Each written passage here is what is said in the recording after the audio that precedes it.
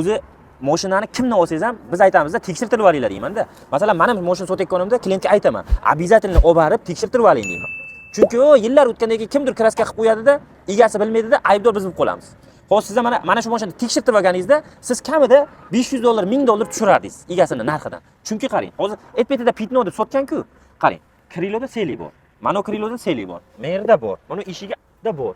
Bu sizga pitnolari bor deb allab sotishganda aslida. Lekin shuni siz bitta ustaga ko'rsatganingizda, usta toshna aytardi, siz narxidan o'tkazardingiz. Mashin yomon emas, minsa bo'ladi, zo'r mashin. Lekin kraskasi ko'p. Necha pul mo'ljallaysiz? 7000 ga ketmaydi, amaki. 7 ta detalda kraskasi bor desam, sizga hozir shu mashinda, siz bu mashin menda turibdi. 7 ta ustaga olib boruvdi, 7 ta detalda kraskasi bor. Narxi 7000 desam olasiz. O'zingiz. Yo'qsa olasiz, 7 ta kraskasi bo'lsa ham. Siz buni allab sotishgan sizga. Yolg'on gapirib sotishgan. Biz bunaqa sotmaymiz, bunaqa savdo qilmaymiz. Biz borini aytib sotamiz.